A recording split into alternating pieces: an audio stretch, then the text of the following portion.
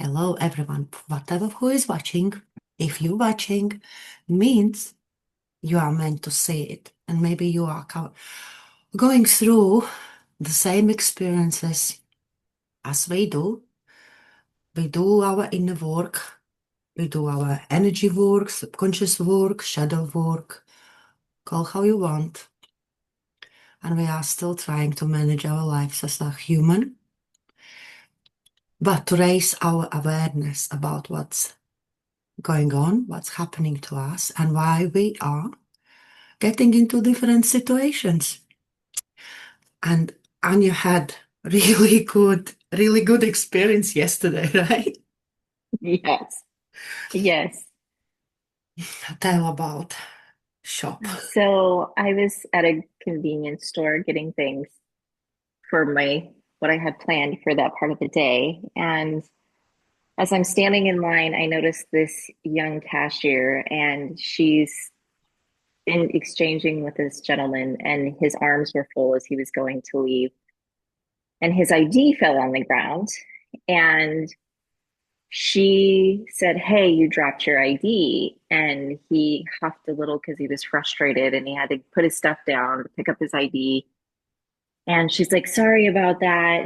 And he goes, "You don't have to be sorry." And so when I walked up, I said, "You don't have to apologize for things you didn't do." And that sent me into a deep dive into how we as women are conditioned from birth to take responsibility for things we didn't do and to manage other people's emotions and expectations and their life and their livelihood all the time. And how much, for me personally, how much grief that came up. Um, and how interesting it is to have done enough work to be able to see those situations play out every day and be aware of them. Because most of the time, at least for me, I was walking around conditioned and apologizing for my mere existence, like so many women are. Do you think your awareness um, about why we are coming across the situations is helping to process? Yes, 100%. Because you can't change what you don't know. And Yeah. when you have been programmed, for lack of a better word, into being a certain way, interacting a certain way, doing things a certain way, and it's been normalized, you're not going to look at it and go, wait a minute, is it even supposed to be that way? You don't Mm. realize how much difficulties and stress and strain has been placed on your shoulders because it's been placed on everyone's shoulders. There's no one out here saying, you don't have to apologize for existing. You don't have to apologize for things you didn't do. When I spoke to that girl, I said, you could have let his ID drop and just stayed there, and he could have been without his ID. I was like, but you helped him. So why were you apologizing? And she's like, well, I usually hand it to him to the customer, and I did this time, but he put it on the box. And I just go, then how is it your responsibility? You did your part. But we were at the convenience store, so I wasn't going to unpack that with her. Yeah. And I could tell she wasn't ready for that message. Yeah, and that's what I'm thinking as well, being aware of the different situations are triggering whatever different emotions and they are stemming from somewhere. It's just like subconscious is making us aware to different situations because could trigger me. And when you tell the story, and I was just thinking, like, let's say 20 years ago, when I wasn't that much aware, let's say I just like imagine that I would be later that girl in a store. I would go home and I would go through it again and again and feel bad and feel like guilty, even that it just dropped, right? As long now, it's like that awareness, like you, and even to voice it out, you don't have to be sorry for what you did not do. And it takes that big pressure off the shoulders, how we are processing things. And you have like that triggered something, right? You had your own Oh, it processing after. 100% did. Yeah. And I used to be just like you, where, I would ruminate on things where I felt like I messed up or I did something wrong, if we actually took a step back, it's like, no, things happen and it had nothing to do with me, right? But I took that ownership and I took that responsibility. And this time around, having seen that and actually had the words to say to that young lady, saying, you don't have to do that. And part of the reason that I did that, and I'll get back to the emotional response that I had, was no one ever told me you don't have to be sorry for something you didn't do. You don't have to own things that you didn't actually cause a problem. You don't have to beat yourself up over something that didn't matter and that you didn't cause. And how much have us as women tortured ourselves, beat ourselves up, ruminated, and felt bad over something small and insignificant like that throughout our lifetime, throughout our lifetimes, because we've been conditioned to do that to ourselves, right? And because of all of that, and thinking about through my lifetime and how I never had anyone come to me and say, hey, you don't have to be sorry for something you didn't do. No one, I never got that voice. So I never had someone until I started doing my own work that would say, you don't have to beat yourself up over something insignificant, especially when you didn't do it, right? And so as I left down the road, this deep wave of grief hit me. And at first I was like, I don't want to do this. I really don't want to do this. I've been grieving for various reasons actively for 2 years. And I was like, I'm done grieving. I don't want to grieve anymore. So there was this internal struggle of like, can I just like not do this work right now? And it was like, nope, you're doing this work. So it took about an hour and a half between this whole negotiation of like, do I need to? Because I really don't want to.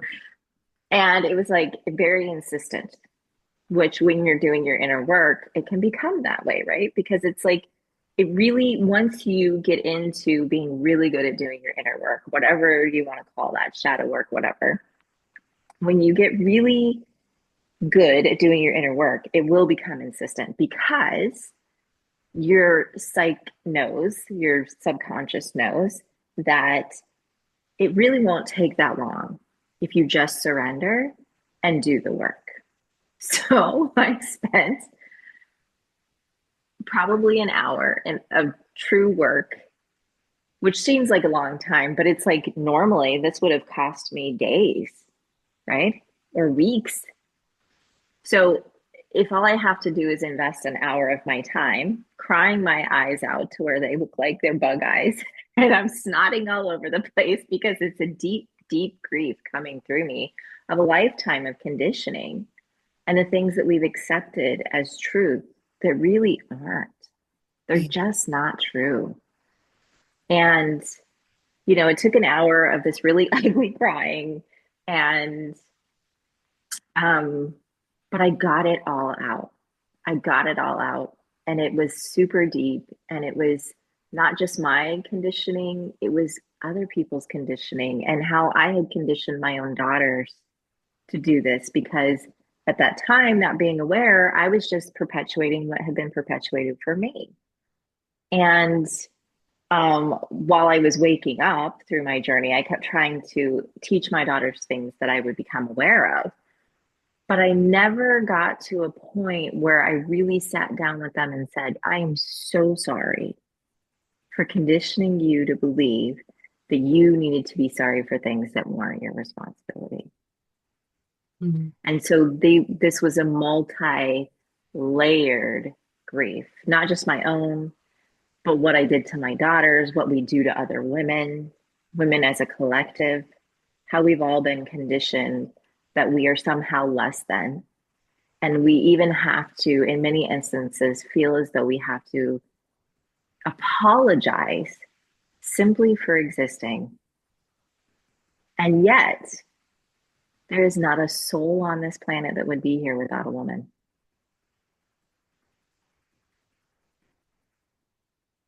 You tell me the difference.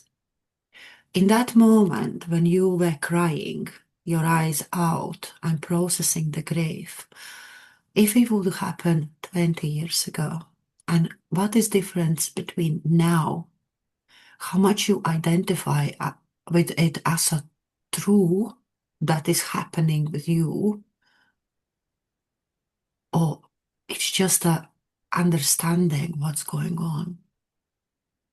Yeah, so it's not my identity, which I think is what you're asking. Yeah, like I It's, found, the difference between when you just start to be aware something is going on and you go into that emotional process and, oh, poor me, I'm a victim.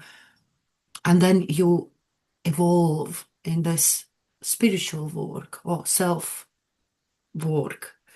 I even don't know anymore how to call it, but doesn't matter. And what is that difference now? What you know exactly in that moment when it's happening? yeah, the difference 20 years ago and how I would have felt if this would have come up. Well, for one, I just wasn't advanced enough for this to come up in this way. So we'll just start with that. But had it come up, I would have, because I was still very much in that space of apologizing for my existence and apologizing for everything and feeling guilty and shame about everything, right? So had been very conditioned for that. So my processing at the time very much would have been victimhood. And it would have been guilt and shame because if I would have been aware enough that like, hey, I'm doing this to my daughters, right? There would have been this deep guilt and shame that, oh my God, I'm doing this to my daughters, right? Like, how could I do this? What a horrible person I am. What a horrible mother I am. Like, I would have gone further into that self blame, further into beating myself up, further into shaming myself, really, right? Where now it literally was this deep compassion and empathy and true grief.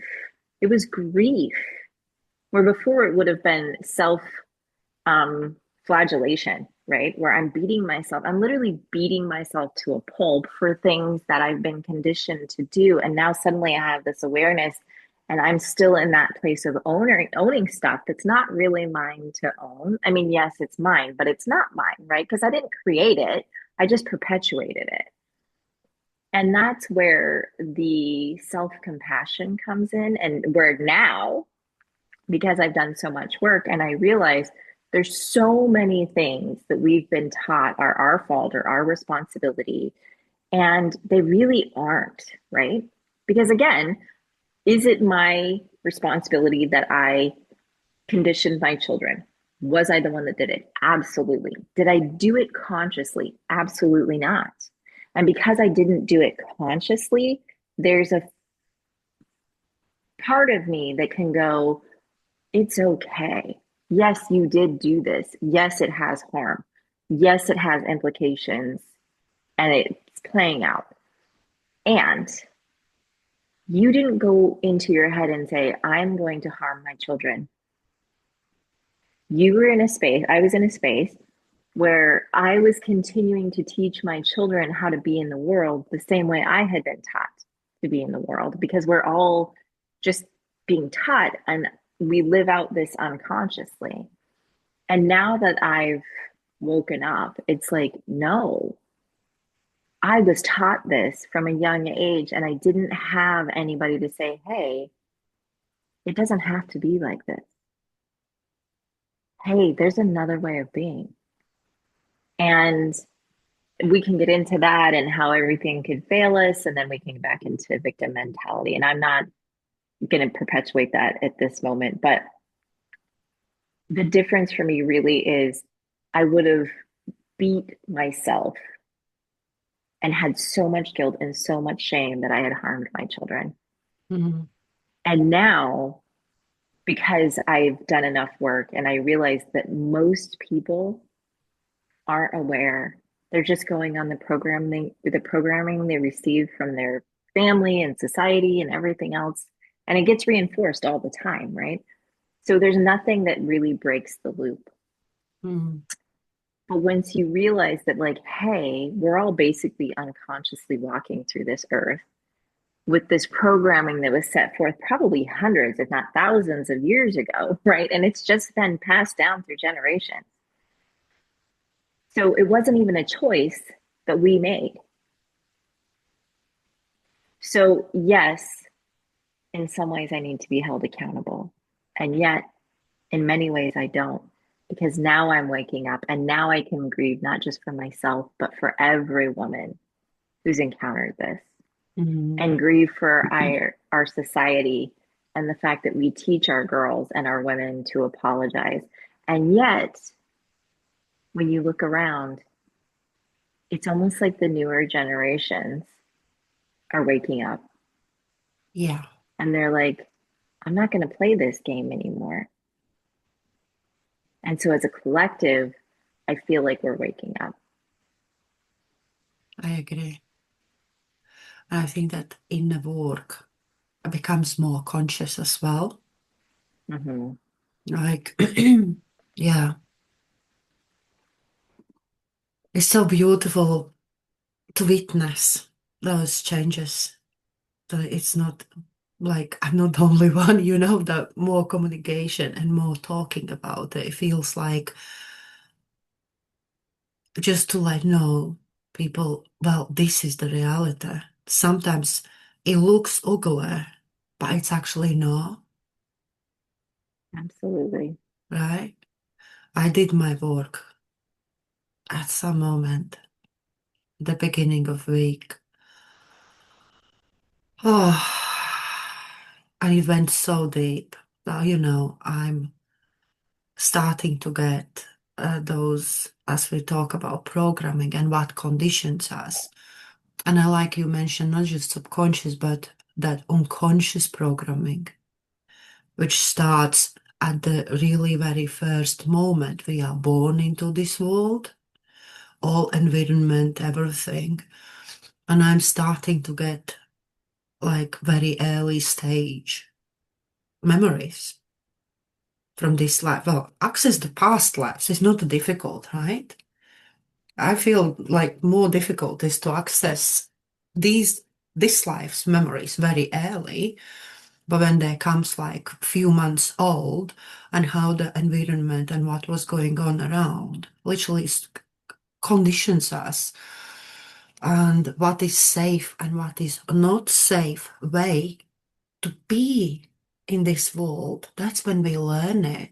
That's where our personality develops, right? And those are programs that runs.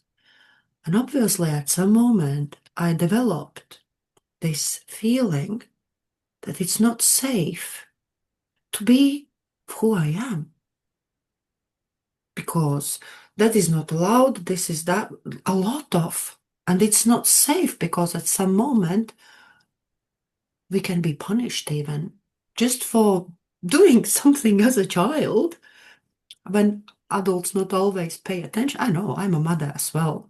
I wasn't very conscious mother like for the first few years of my child's life. So I'm digging up those early stage developments for myself and I'm waking up one moment so grumpy that it's just like, it's not me. But again, who I am, what is me and what is not me, right? But I'm noticing that it is me who is again probably same topic. The grief comes up that I'm not allowed to be exactly how I am. I need to adjust myself. I need to do things in a certain way, which I don't understand. Why? But I'm like, I had this pressure. I need to do them this way. Total conditioning, right? And it was moment when I realized that for the whole of my life, I was holding myself somewhere deep down to be responsible for other people's feelings. If I would be grumpy in the morning, for God's sake, if I would upset somebody or ruin their day, I was like, what's going on? I don't have to wake up every morning super happy if I'm processing something. So the first hours of my morning was like a little bit, people were watching on me, like, but it's like, I was like, "Ah, where's my coffee?" But at the same time, you know, I felt that it is my responsibility not to ruin other people's day just because I'm grumpy, right? But I just had my stuff. I just had a bad dream. To make other people around me that they are not responsible at the end of the day for my stuff. But I felt this relief, big relief, that I allowed myself to actually be grumpy and let it out. It wasn't like something like big drama or something, but just acknowledging that this is happening and this process goes like for a few days now. And I feel that that steam from the subconscious, from all of that, because the opening was found, it just steams out and it becomes like more easy to breathe. Like that's very powerful, yeah. But I love it. I just, for some reason, even in those moments when that happens, and those are quite like, oh, ugly. I'm like, I'm crying, or uh, emotions, or even like anger comes out. I'm just like, oh my God, those ugly emotions. I call them ugly emotions, uh, but they are. Just accept where it comes. And when as more we do this in the work, just to acknowledge that it's not something that who I am.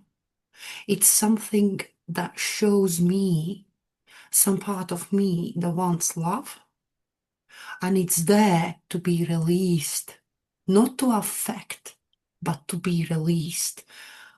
And when I think when that perception is changed, everything changes as well, right?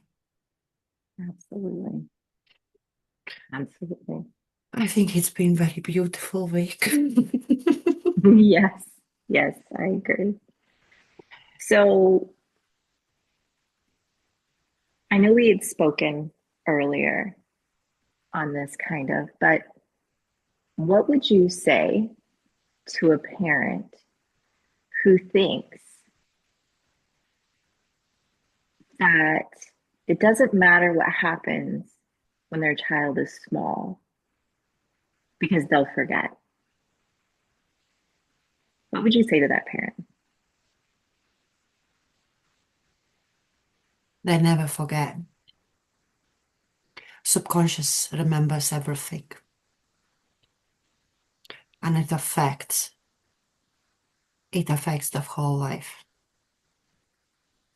We never forget. If we forget, it means only one thing. It's not safe to remember.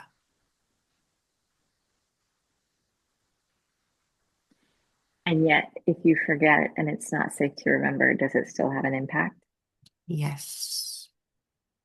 Those are really very basic, unconscious, not subconscious even, but unconscious programs that runs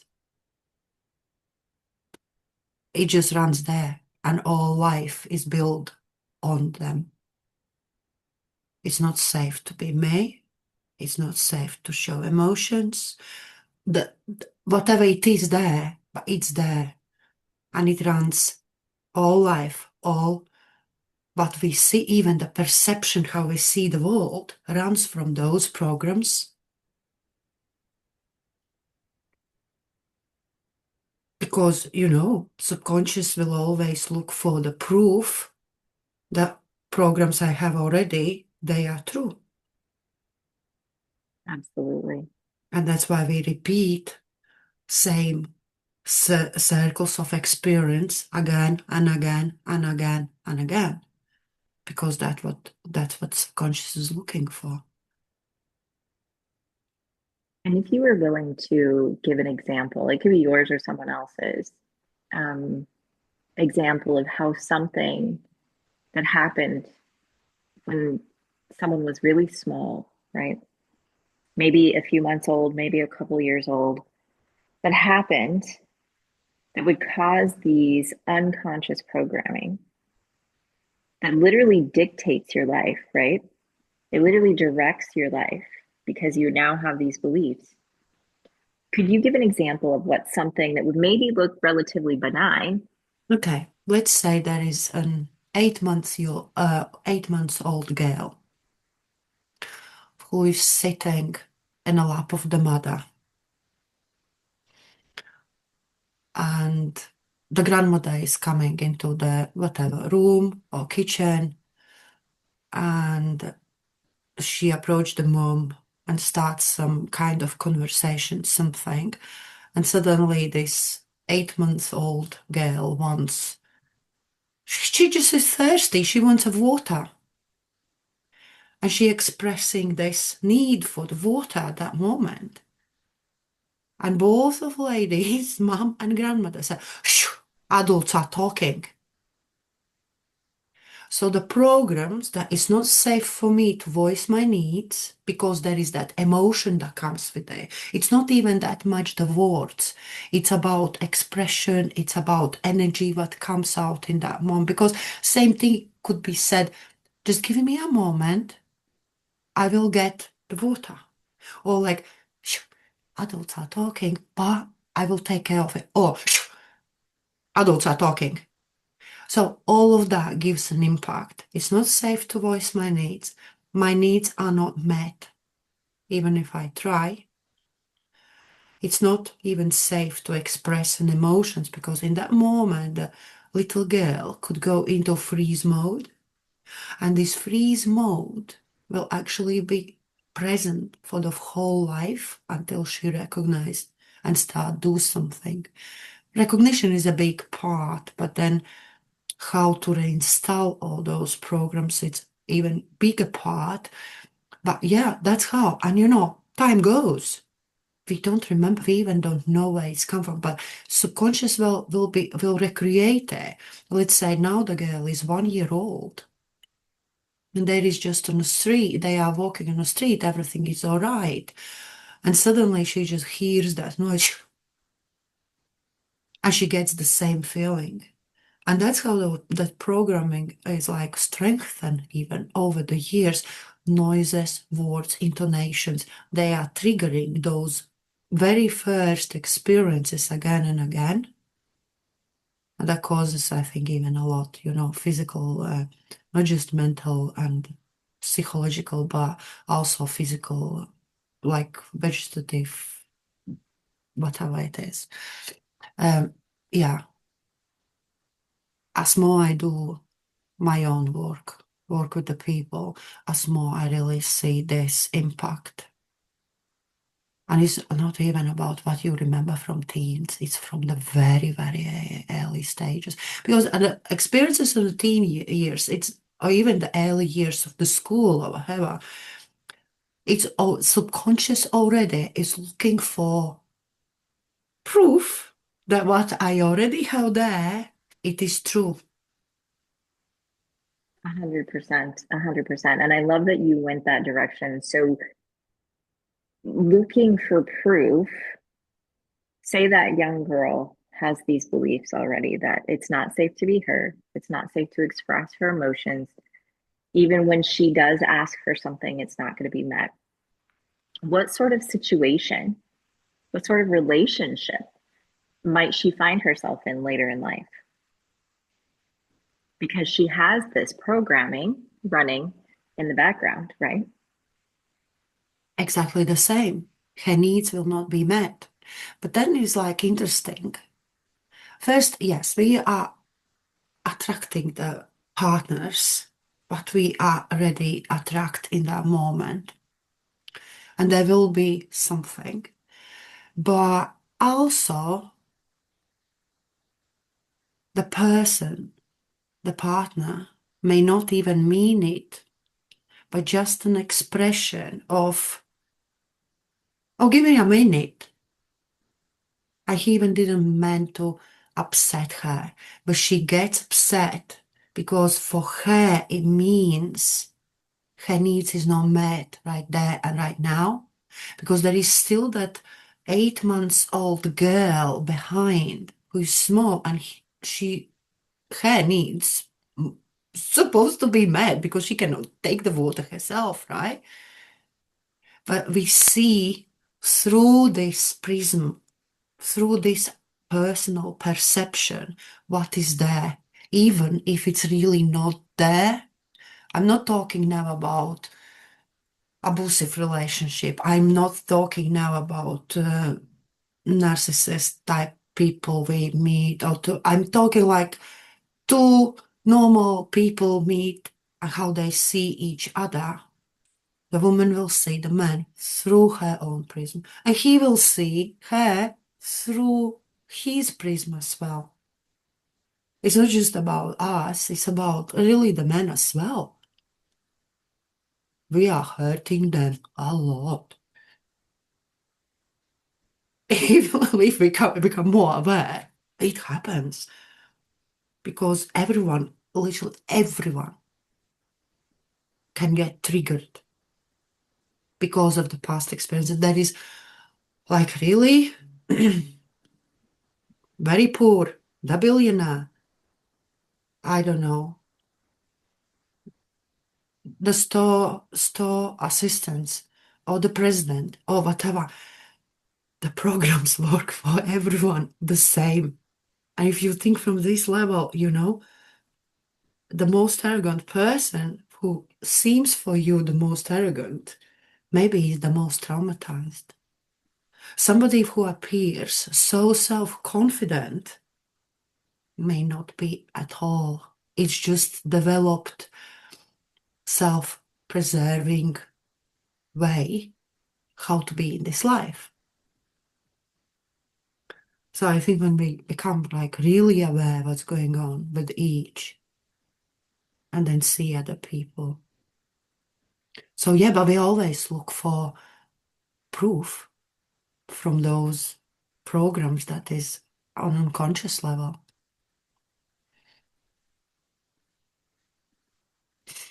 Absolutely.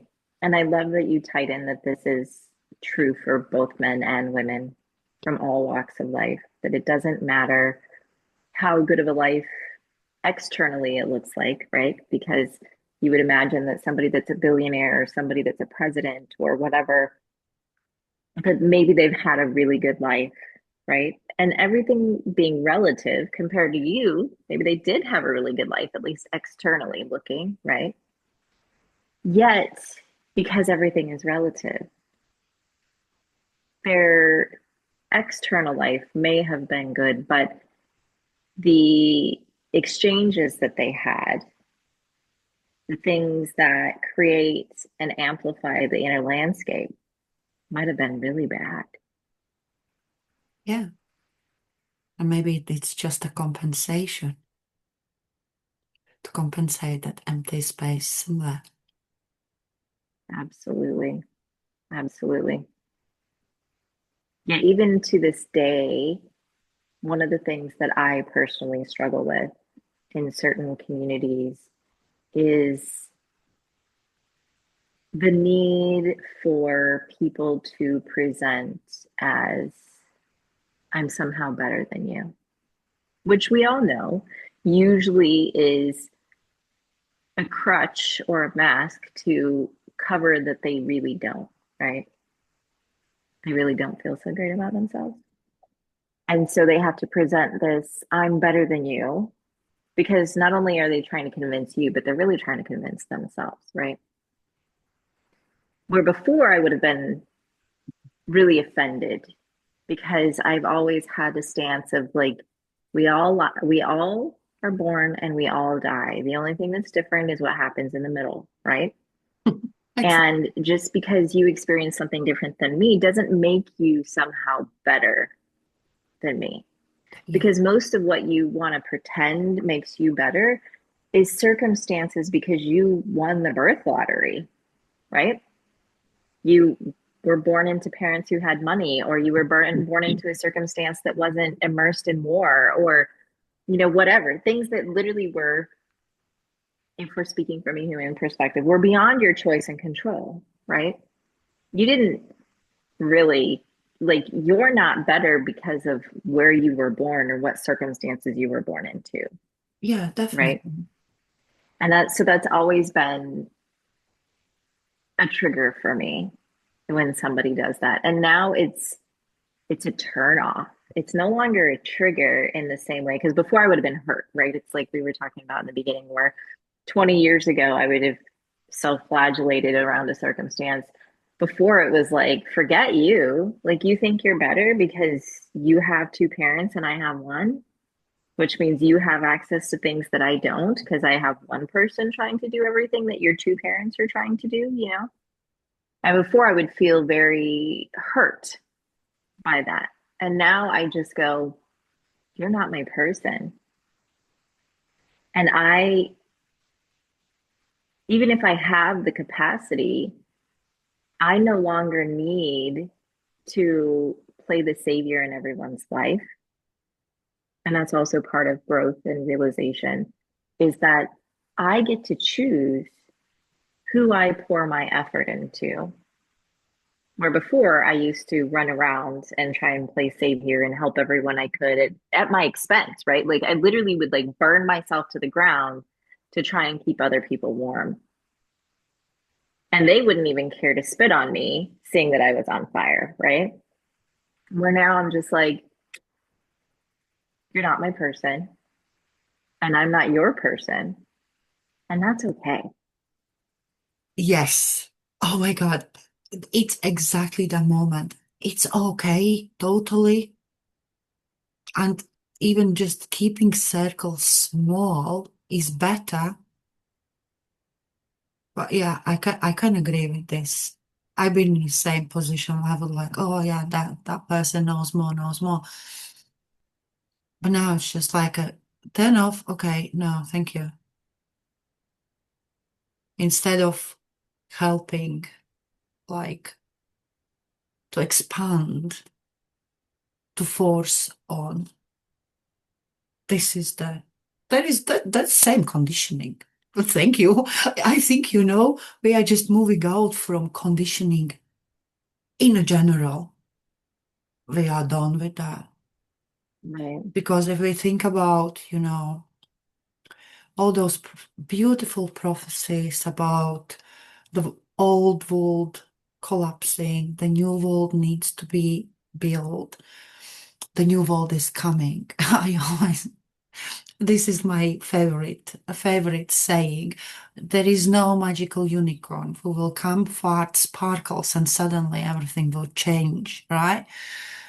We are building that new earth, new collective from within each, and as more we become aware that we are conditioned all the time, and we make a decision that wait.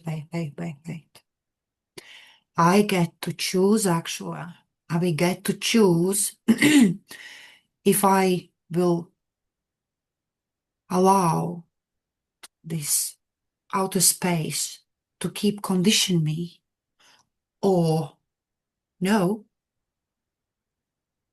That makes big difference. And then we 100%. come in this space where there is no more me and something else. We come in that space where we are one, and that instantly gives more space to expand. There is no more jealousy. Oh, you are doing better than me. Or I'm doing better than you. And there's something. Doesn't matter. Let me share. You share. Let's expand together. And if, like, someone sitting in front of me and we're going through something, some process or whatever, and I see the person is expanding, it makes me happy. Because it means I can expand as well. If I'm expanding, I say, oh, there is this one. And if I can see some sparkle somewhere, let's make each other happy, you know?